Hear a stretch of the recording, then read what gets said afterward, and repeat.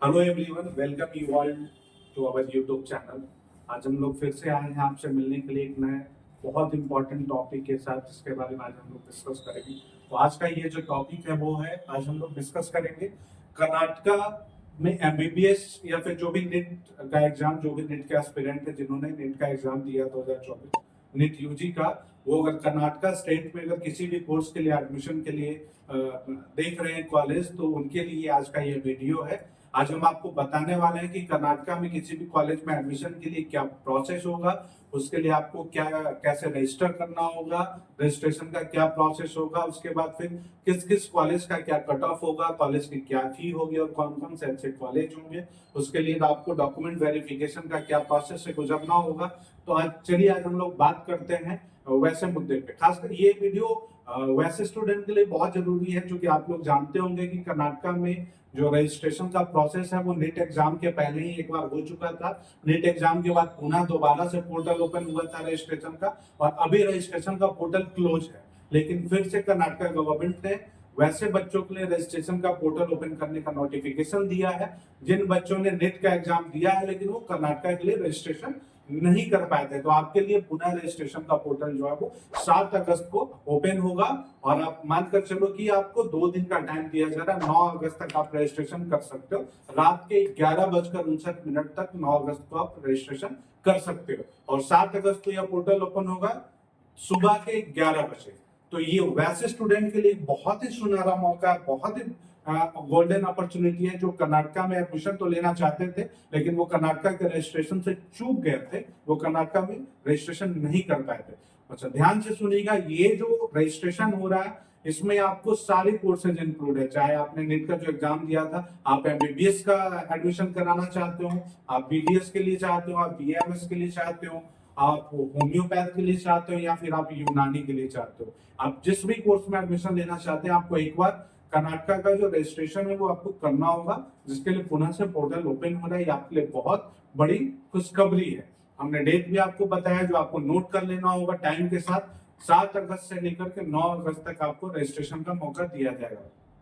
Registration का process क्या होगा उसके बारे में अगर मैं बात करूं, तो सबसे पहले आपको ऑनलाइन जो भी कर्नाटका का ऑफिशियल वेबसाइट है KEA.KAR.NIC.in, उस पर जाकर के आपको ऑनलाइन रजिस्ट्रेशन करना होगा। रजिस्टर करने के बाद आपको अपने सारे डिटेल्स देने होंगे। उसके बाद आपको वहां पर रजिस्ट्रेशन का पेमेंट करना होगा। उसके बाद आपको अपना सारा, जैसे आपको 12th स्टैंडर्ड का जो आपका मार्कशीट है उसका पूरा डिटेल्स देना होगा कि 12th में आपका किस बोर्ड से आपने एग्जाम दिया है और कितने आपके मार्क्स है। उसके बाद आपको अपने जो मार्कशीट है उसको पीडीएफ के फॉर्मेट में अपलोड भी करना होगा।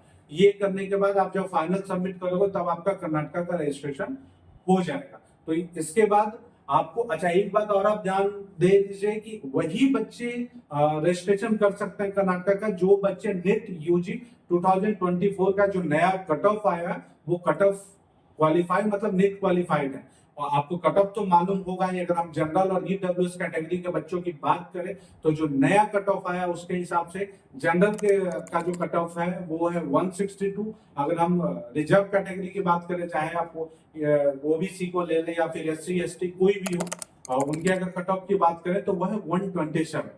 ध्यान रहे कि जो अगर आप किसी रिजर्व कैटेगरी से बिलोंग करते हैं और आप कर्नाटका में रजिस्ट्रेशन करना चाहते हो और आप सिर्फ कैटेगरी क्वालिफाइड है, तो ये सुविधा सिर्फ और सिर्फ कर्नाटका के बच्चों के लिए है। आप अगर कर्नाटका के दूसरे स्टेट के बच्चे, अगर आप कर्नाटका से बिलोंग नहीं करता तब भी आप कर्नाटका में रजिस्ट्रेशन करना चाहते हैं तो आपको कैटेगरी क्वालिफाइड होने के बाद आप एलिजिबल नहीं है, यानी कि आपका मार्क्स कम से कम 162 होना चाहिए तभी आप एलिजिबल है। 162 से कम होने पे आप नॉट क्वालिफाइड माने जाएंगे और आप कर्नाटका में एडमिशन के लिए एलिजिबल नहीं हो पाते हैं। अगर हम बात करें कि क्या रजिस्ट्रेशन करने के बाद डॉक्यूमेंट्स की फिजिकल वेरिफिकेशन के लिए जाना होगा, तो इसका जवाब ये होगा कि जो भी बच्चे कर्नाटका के बाहर के बच्चे हैं वो अपने सारे डॉक्यूमेंट्स को ऑनलाइन रजिस्ट्रेशन के टाइम में ही अपलोड करेंगे। उनको कोई भी फिजिकल वेरिफिकेशन के लिए, यानी डॉक्यूमेंट्स का फिजिकल वेरिफिकेशन के लिए कहीं भी जाने की जरूरत नहीं है। लेकिन एक और बात, अगर आप एनआरआई कोटे को क्लेम कर रहे हैं, अगर आप एनआरआई कोटे पे या फिर अदर कोई भी माइनॉरिटी के कोटे पे, कोई रिलीजियस कोटे पे आप क्लेम कर रहे हैं, उसके लिए आपको, जैसे कई बच्चे होते हैं जो एनआरआई कोटे से करना चाहते हैं, सन जॉन मेडिकल कॉलेज को लेकर अप्लाई करना चाहते हैं, तो वैसे बच्चों को कर्नाटका में उसके लिए अलग से डेट शीट जारी की गई है। उसके लिए आपको फिजिकल वेरिफिकेशन के लिए भी आपको जाकर के अपीयर होना होगा। लेकिन अगर आप एनआरआई कोटे के लिए एलिजिबल नहीं है, यानी एनआरआई कोटा अगर आप क्लेम नहीं कर रहे हैं, नॉर्मल कोटे के लिए आपको कोई भी फिजिकल वेरिफिकेशन की जरूरत नहीं है, आप नॉर्मली जो है अपीयर कर सकते हैं। तो ये था कर्नाटका के बारे में, जो कि नया रजिस्ट्रेशन का जो पोर्टल ओपन हुआ है उसके विषय में। अभी हम लोग आगे बात करेंगे कि किस किस कॉलेज के विषय में उनकी क्या फी होगी, एडमिशन की क्या पॉसिबिलिटी होगी, और उनमें एडमिशन का क्या प्रोसेस होगा, किस किस कॉलेज को प्रायोरिटी में रखा जाए और किस कॉलेज को हम लोग चॉइस फिलिंग में आगे रखेंगे, किस कॉलेज को चॉइस फिलिंग में उसके बाद रखेंगे। क्योंकि कोई भी बच्चे ऑनलाइन काउंसलिंग के टाइम में ये समझना बहुत जरूरी होता है कि किस कॉलेज का कट ऑफ किस हिसाब से जाता है, क्योंकि जब तक आपके पास कट ऑफ का आइडिया नहीं होगा तब तक आप अपनी चॉइस फिलिंग को अच्छे तरीके से, सही तरीके से नहीं कर सकते। तो अभी हम लोग बात करेंगे कर्नाटक के उन सारे कॉलेज के बारे में, जो भी कॉलेज कर्नाटक के स्टेट के अंदर में आता है, या फिर कर्नाटक में जो भी यूनिवर्सिटी, मेडिकल यूनिवर्सिटी आते हैं, उन सारे के बारे में भी हम लोग बारी बारी से बात करेंगे। आपको पता ही होगा कि कर्नाटक में चाहे कुछ कॉलेज बैंगलोर में है, कुछ गुलबर्गा में भी है, कुछ कॉलेज आपका मैंगलोर में भी है, कुछ तुमकुर में भी है। तो उन सारे कॉलेज के विषय में अभी हम लोग बारी बारी से बात करेंगे, उनके फी के बारे में बात करेंगे, उनके कट ऑफ के बारे में बात करेंगे, और उनकी एडमिशन पॉसिबिलिटी के बारे में भी हम लोग एक एक करके बात करेंगे। अभी हम लोग बात करेंगे जो भी मेडिकल कॉलेज है कर्नाटक के, उसके बारे में। जैसे आपने नाम सुना होगा इसके बारे में, श्री मधुसूदन साई कॉलेज जो कि चिकबल्लापुर में है। उसके बाद आपने नाम सुना होगा सेंट जॉन मेडिकल कॉलेज जो कि आपका बैंगलोर में है। उसके बाद आपने वैदेही का नाम सुना होगा, आपने ऑक्सफोर्ड का नाम सुना होगा, आपने आकाश का नाम सुना होगा। ये सारे कॉलेज आपको बैंगलोर में है। अगर आप सेंट जॉन मेडिकल कॉलेज की फी की बात करें तो आप समझ लो करीब 7,70,000 रुपया सेंट जॉन मेडिकल कॉलेज की फी है। अगर हम वैदेही, आकाश या ऑक्सफोर्ड की बात करें तो इन सब कॉलेज का जो फी होगा वो आपको लगभग 10,92,000 की फी होगी। और इसके अलावा आपने नाम सुना होगा कैंपेगौड़ा मेडिकल कॉलेज के बारे में, आपने नाम सुना होगा वैदेही मेडिकल कॉलेज के बारे में, आपने नाम सुना होगा doctor B R. Ambedkar medical college हो गया आपका, फिर आपका बीजीएस ग्लोबल हो गया। फी की बात करोगे तो लगभग 10,92,000 रुपया या 10,92,000 इनका पर एनम का फी होगा। उसके बाद अगर हम इनके कट ऑफ की बात करें तो मानकर चलो अगर लास्ट ईयर तक का हम लोग कट ऑफ देखते हैं या फिर इस ईयर का संभावित कट ऑफ भी हम देखें तो मानकर चलो कि 600 मिनिमम मार्क्स जो है इनके लिए, मानकर चलो 600 और 600 के आसपास के जो बच्चे हैं वो इसके लिए एलिजिबल होंगे। इसके अलावा अगर और हम आगे की कॉलेज की बात करें, ठीक है, तो हम आपने नाम सुना होगा श्री बसवेश्वरा कॉलेज जो कि आपका चित्रदुर्गा में है, उसके बारे में भी आप सुने होंगे। फिर महादेवप्पा जो कि रामपुरी जो कॉलेज हो गया गुलबर्गा में, इसके बारे में आपने नाम सुना होगा। फादर मुलर कॉलेज का आपने नाम सुना होगा। ASIMS कॉलेज का आपने नाम सुना होगा जो कि मैंगलोर में है। फादर मुलर कॉलेज भी मैंगलोर में है। आपने श्रीनिवास मेडिकल कॉलेज का नाम भी सुना होगा जो मैंगलोर में है। इसकी फी भी आपको करीब वही 10,92,000 के लगभग में आएगी। 93,000 आप 10 लाख को मतलब ओवरऑल आप इसको 10,93,000 समझ सकते हैं। उसके अलावा आप GR मेडिकल कॉलेज के बारे में आपने नाम सुना होगा जो कि आपको मैंगलोर में ही मिलेगा। फिर KVG मेडिकल कॉलेज जो आपको ये भी मैंगलोर में ही मिलेगा। फिर नवोदय मेडिकल कॉलेज जिसके बारे में आपने नाम सुना होगा जो कि रायचूर में है।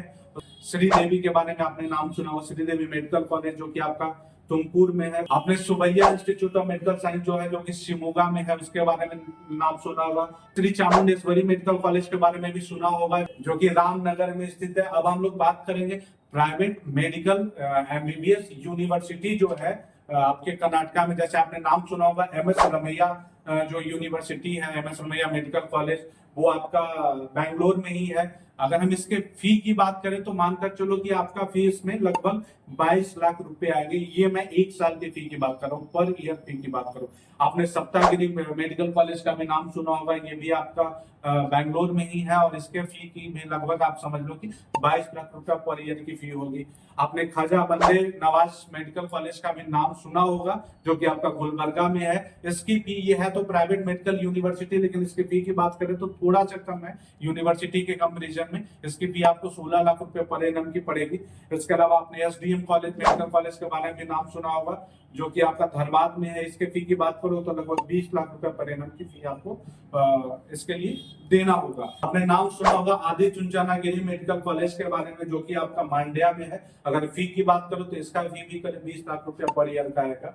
आपने नाम सुना होगा डॉक्टर चंद्रमा दयानंद सागर, जो कि आपका हरोहली में है। इसका फी भी लगभग आपको 20 लाख रुपया पर ईयर का होगा। तो ये था कर्नाटक के जो भी मेडिकल एमबीबीएस या फिर अदर कोर्सेज के बारे में हमने आपको डिस्कस किया। वैसे स्टूडेंट के लिए आज का ये वीडियो था जिन्होंने नीट यूजी 2024 का एग्जाम दिया है और वो नीट क्वालिफाइड है। तो हमने कॉलेज के बारे में भी बारी बारी से बात की। अगर किसी कॉलेज के बारे में आपको और भी डिटेल इंफॉर्मेशन चाहिए तो आप हमें कमेंट बॉक्स में लिख सकते हैं। अभी आपके लिए पुनः से पोर्टल ओपन हुआ, आप जरूर अपना रजिस्ट्रेशन करें। उसके बाद फिर जब आपको चॉइस फिलिंग के लिए ऑप्शन आएगा तब आपको चॉइस फिलिंग करना होगा। उसके बाद आपको college allotment and then reporting का प्रोसेस होगा। अभी आप अपना ये मौका मत गंवाना। ध्यान से याद रहे 7 अगस्त से लेकर के 9 अगस्त तक का टाइम आपके लिए है कर्नाटक में रजिस्ट्रेशन करने। तो thanks for watching this video, like, subscribe, share.